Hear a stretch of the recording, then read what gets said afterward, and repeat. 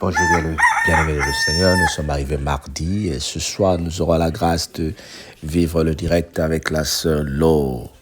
Que le Seigneur soit avec elle et je t'invite à être connecté ce soir pour profiter de la parole de Dieu. Mais entre-temps, nous continuons nos enseignements sur le livre d'Esther et nous voulons lire ensemble Esther chapitre 8. Nous lisons les versets 1 jusqu'au verset 6.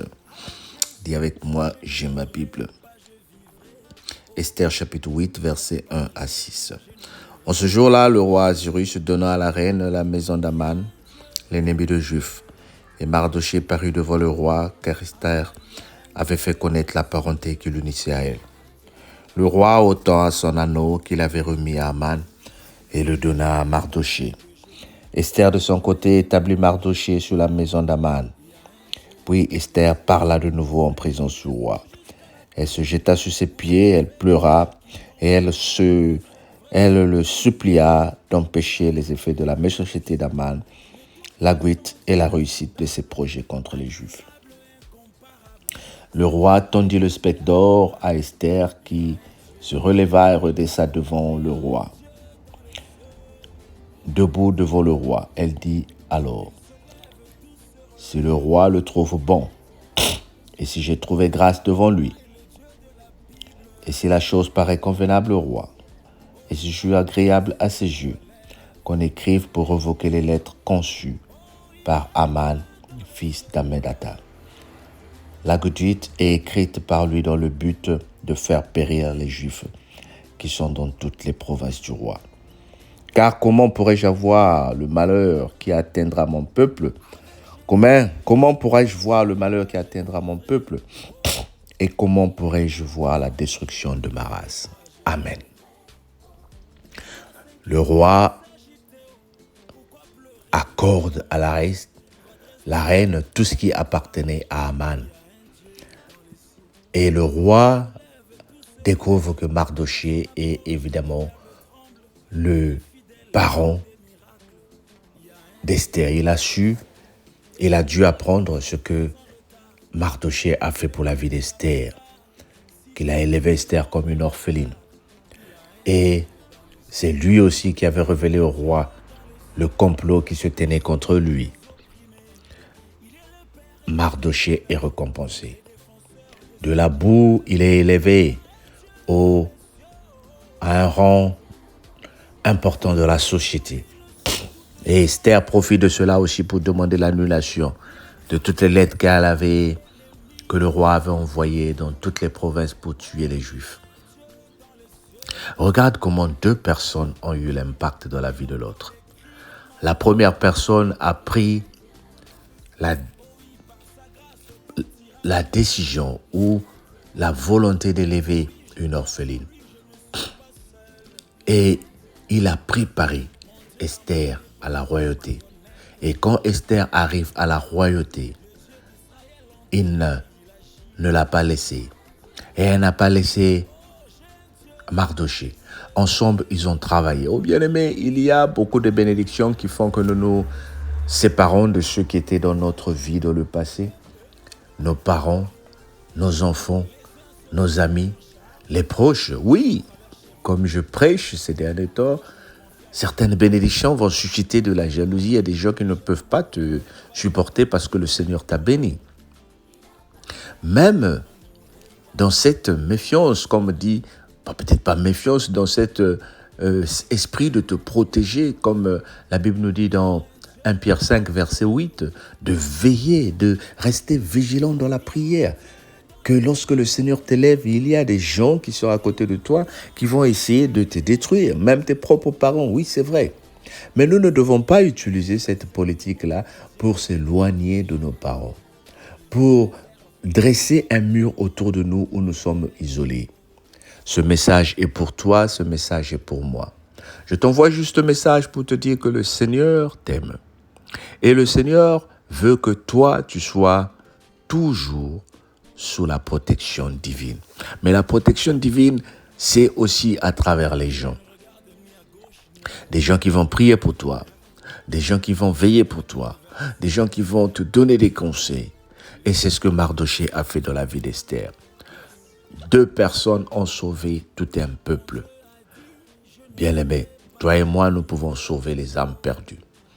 Toi et moi, par nos prières et le jeûne, nous pouvons avoir l'impact dans la vie des membres de nos familles et ceux qui sont autour de nous. Ce message, je voulais juste te conseiller pour te dire qu'il y a une grâce dans la vie d'un chrétien. Il y a la protection. Le monde se dirige vers des principes qui ne sont pas bibliques.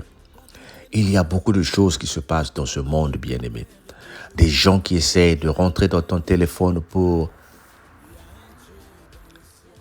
essayer de te voler tout ce que tu as comme information, ton argent. Des gens qui essayent de nous empoisonner. Des gens qui essayent de nous faire du mal. Le monde est en train de prendre une nouvelle tournure. Voilà pourquoi nous devons être dans la prière et dans le jeûne.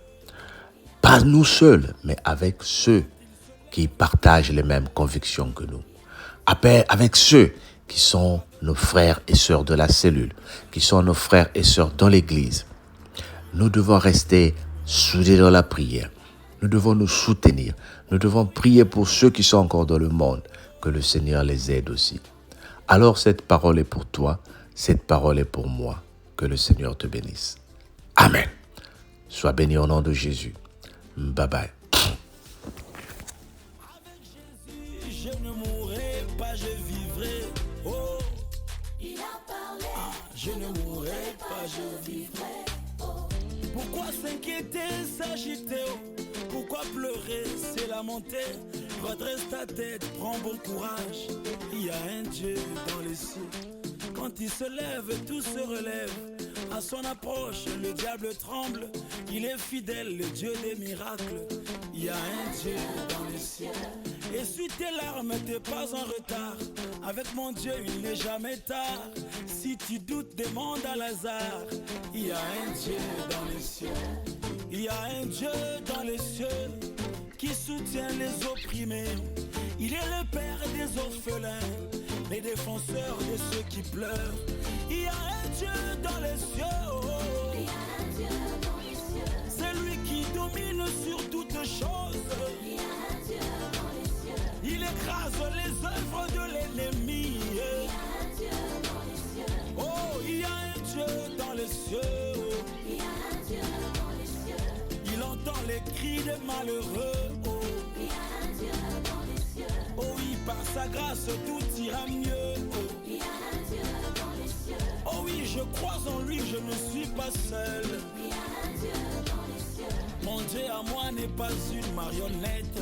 Il y a un Dieu dans les cieux. Le Dieu d'Israël entend et il agit. Oh, Il y a un Dieu dans les cieux. oh, j'ai un Dieu dans les cieux. Il y a un Dieu dans les cieux. Ah, il y a un Dieu dans les cieux. Ah, ah. Les uns se confient à leurs chars, les autres à leurs chevaux. Mais moi je me confie à l'Éternel. Mon Dieu a dit, je ne mourrai pas, je vivrai. Oh, Il a parlé, je ne mourrai pas, je vivrai. C'est vrai. il y a un Dieu dans les cieux. Il y a un Dieu dans les cieux. Oh. Il y a un Dieu dans les cieux. Il y a un Dieu dans les cieux. Oh, oh. Il y a un Dieu dans les cieux. Il y a un Dieu. Oh, oh, oh. C'est lui mon Père, c'est lui mon gardien de tous les jours. Il me préserve, il combat pour moi, il me relève. Oh, oh. Eh, eh, eh.